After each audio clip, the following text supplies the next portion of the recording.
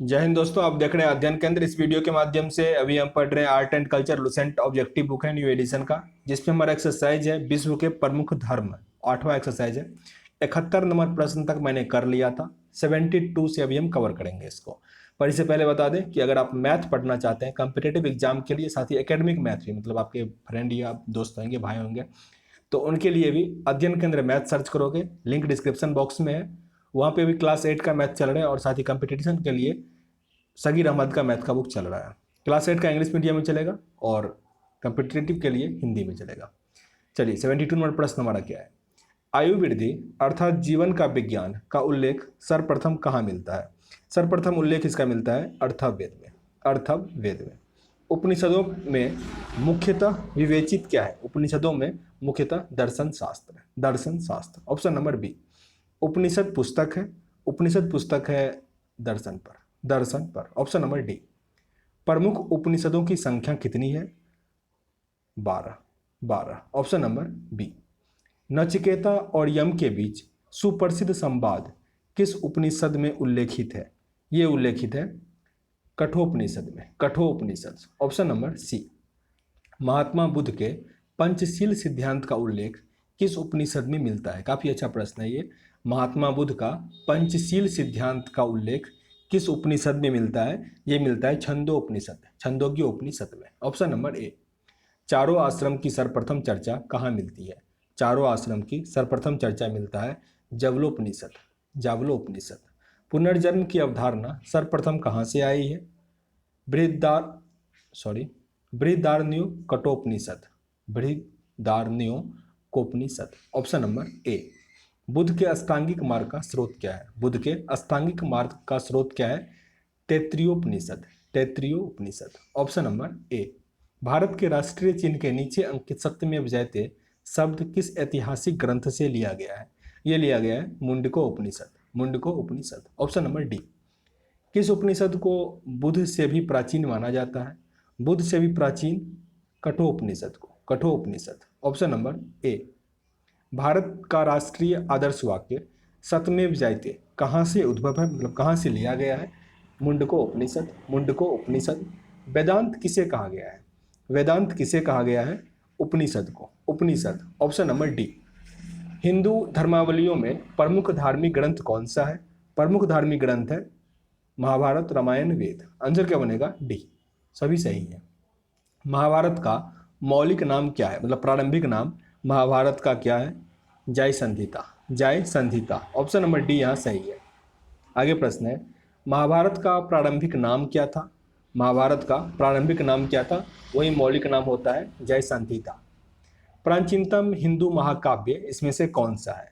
वो है आपका रामायण। रामायण काफी इंपॉर्टेंट है प्रश्न। Option number B. महाभारत का फारसी अनुवाद का क्या नाम है? रज्मनामा। रज्मनामा ऑप्शन नंबर ए सही है। और इसको किसने लिखा था? सॉरी, महाभारत का जो इंग्लिश अनुवाद था उसको किया था विल्किल्सन ने। विल्किल्सन। ये फारसी अनुवाद है, रज्मनामा जिसका नाम है। श्रीमद् भगवत गीता की रचना किसने की? वेद व्यास ने। वेद व्यास ऑप्शन नंबर सी। श्रीमद् भगवत गीता में मीन्स कितने अध्याय और कितने श्लोक हैं? तो 18 अध्याय हैं और 700 श्लोक हैं, वो संस्कृत में है। ऑप्शन नंबर सी। भगवत धर्म का प्रधान ग्रंथ कौन सा है? भागवत धर्म का प्रधान ग्रंथ कौन सा है? श्रीमद् भगवत गीता। भागवत धर्म का सबसे प्राचीन ग्रंथ कौन सा है? सबसे प्राचीन क्या है? पुराण। पुराण ऑप्शन नंबर सी। ब्राह्मण ग्रंथों में सर्वाधिक प्राचीन कौन सा है? ब्राह्मण धर्मों में सबसे प्राचीन है शतपथ ब्राह्मण। शतपथ ब्राह्मण। सिखों के 10वें गुरु गुरु गोविंद सिंह का जन्म कहाँ हुआ था? गुरु गोविंद सिंह का जन्म पटना में हुआ था। Patna option number C. वेदांगों की कुल संख्या कितनी है? वेदांगों की संख्या 6 है। 6 ऑप्शन नंबर सी आपका यहाँ पे सही है। वेदों को अपौरुषेय क्यों कहा जाता है? वेदों को अपौरुषेय क्यों कहा जाता है? क्योंकि वेदों की रचना देवताओं के द्वारा किया गया था। क्योंकि वेदों की रचना देवताओं के द्वारा किया गया, इसीलिए इसे अपौरुषेय कहा गया। बौद्ध धर्म के 5 महावर्तों का उल्लेख सर्वप्रथम कहाँ मिलता है? बौद्ध धर्म के 5 महावर्तों का उल्लेख सर्वप्रथम कहाँ मिलता है? छंदोग्य उपनिषद। छंदोग्य उपनिषद में। सर्वप्रथम किस उपनिषद में देवकी पुत्र एवं अगिरा के शिष्य के रूप में कृष्ण का उल्लेख मिलता है? ये उल्लेख हमें कहाँ मिलता है? Chandopanishad, Chandogya Upanishad. Option number C. अवतारवाद का प्रथम उल्लेख कहाँ मिलता है? अवतारवाद का प्रथम उल्लेख मिलता है भगवत गीता में, Bhagavad Gita. Option number C. Vishnu के 10 अवतारों की जानकारी का स्रोत क्या है? विष्णु के 10 अवतारों की जानकारी का स्रोत है Matsya Purana, Matsya Purana. Option number B. लिंग पूजा का पहला स्पष्ट प्रमाण कहाँ से मिलता है? लिंग पूजा का स्पष्ट प्रमाण मिलता है मत्स्य पुराण से, Matsya Purana. Option number B. Shiva की मूर्ति बनाकर पूजा करने का विवरण कहाँ से मिलता है? महाभाष्य से, Mahabhashya. Option number C. Jain साहित्य को कहा जाता है? जैन साहित्य को आगम कहा जाता है, आगम। जैन धर्म का सबसे महत्वपूर्ण ग्रंथ कौन सा है? जैन धर्म का सबसे महत्वपूर्ण ग्रंथ है कल्पसूत्र, कल्पसूत्र। त्रिपिटक निम्नलिखित में से किससे संबंधित है? त्रिपिटक निम्नलिखित में से किससे संबंधित है? बौद्धों से, बौद्ध। Option number B. बौद्धों का पवित्र साहित्य कौन सा है? पवित्र साहित्य त्रिपिटक, त्रिपिटक। बुद्ध के धार्मिक विचारों और वचनों का संग्रह किस ग्रंथ में किया गया है? सुत्त पिटक में, सुत्त पिटक। किस बौद्ध ग्रंथ को प्रारंभिक बौद्ध धर्म का इंसाइक्लोपीडिया कहा जाता है? ये कहा जाता है सुत्त पिटक को, जिसमें बौद्ध के विचारों और उनके वचनों का संग्रह किया गया है। ऑप्शन नंबर ए। बौद्ध संघ के नियमों का उल्लेख कहाँ मिलता है? विनय पिटक में। बौद्ध संघ के नियमों का उल्लेख कहाँ मिलता है? विनय पिटक। बौद्ध धर्म दर्शन का विवेचन है, बौद्ध धर्म दर्शन का विवेचन है अभिधम्य पिटक, अभिधम्य पिटक में। 16 महाजनपदों का उल्लेख किस बौद्ध ग्रंथ से मिलता है?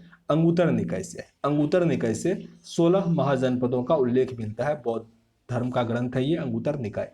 सिखों के धार्मिक स्थलों में निम्नलिखित में से कौन सा भारत में नहीं है? भारत में इसमें से कौन सा नहीं है? तो नानकाना साहिब, ये कहाँ पे है? पाकिस्तान में। जबकि नादेर, केसगढ़ साहिब और पोंटा साहिब ये सब भारत में है। आदि जैन ग्रंथों की भाषा क्या है? आदि जैन ग्रंथों की भाषा Prakrit, Prakrit. Option number B. किस बौद्ध ग्रंथ में सर्वप्रथम संस्कृत का प्रयोग हुआ है? सर्वप्रथम संस्कृत का प्रयोग हुआ है अभिधम पिटक में, अभिधम पिटक में।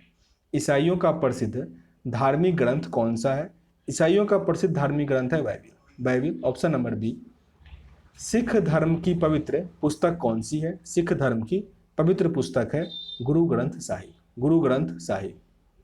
ओल्ड टेस्टामेंट किस धार्मिक संप्रदाय का ग्रंथ है? ओल्ड टेस्टामेंट ये है यहूदी धर्म का, यहूदी धर्म का। Option number B. पैगंबर मोहम्मद की कही गई बातें और उनकी स्मृतियां किस ग्रंथ में संकलित की गई है? हदीस में, हदीस। ऑप्शन नंबर ए यहाँ आपका सही है। पारसियों का पवित्र धार्मिक ग्रंथ कौन सा है? जेंदा-वेस्ता, जेंदा-वेस्ता। यहूदियों का पवित्र धार्मिक ग्रंथ कौन सा है? यहूदियों का है तोराह, तोराह। तोराह किस धार्मिक संप्रदाय की पवित्र पुस्तक है? यह है यहूदियों का, यहूदियों का। Option number C. सिखों के पवित्र धार्मिक ग्रंथ गुरु ग्रंथ साहिब के संकलनकर्ता कौन है? यह है गुरु Arjun Dev, Guru Arjun Dev. Option number A. पर याद रखिएगा गुरु ग्रंथ साहिब कब से मीन्स हेड बन गया? गुरु गोविंद सिंह के बाद, क्योंकि अंतिम सिख गुरु यही थे मीन्स इंडिविजुअल व्यक्ति के रूप में गुरु गोविंद साहिब। सर्वाधिक लोकप्रिय पुराण इसमें से कौन सा है? यह है श्रीमद् भगवत गीता, श्रीमद् पुराण, सॉरी यही गीता ही है। श्रीमद् भगवत गीता कह लो या श्रीमद् भगवत पुराण सर्वाधिक लोकप्रिय पुराण है। पीटक का शाब्दिक अर्थ क्या है? पीटक का शाब्दिक अर्थ है टोकरी, टोकरी। ऑप्शन नंबर ए। किस बौद्ध ग्रंथ ने यूनानी नरेश मिनेंडर और बौद्ध भिक्षुओ नागसेन के बीच वार्तालाप का वर्णन किया है? यह किया गया है मिलिंदपनोह में, मिलिंदपनोह, मिलिंदपनोह। ऑप्शन नंबर सी। वेदों के संकलनकर्ता कौन है? Vedvyas, Vedvyas. Option number B. Veda धर्म का शाब्दिक अर्थ क्या है? वेद धर्म का शाब्दिक अर्थ क्या है? महत ज्ञान, महत ज्ञान। आगे यहाँ वेद दिया गया है, सॉरी आगे यहाँ वेद दिया गया है और उसके उपवेद दिया गया है, आपको सुमेलित करना है। तो ऋग्वेद में है आयुर्वेद, ऋग्वेद में कौन सा उपवेद है? आयुर्वेद।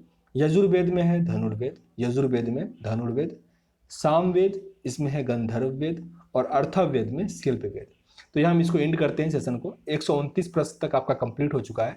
एक वीडियो और आएगा, उसमें आपका 50 से 60 प्रश्न और कवर होंगे। उसके बाद ये लेसन कंप्लीट हो जाएगा, फिर अगले लेसन हम पढ़ेंगे।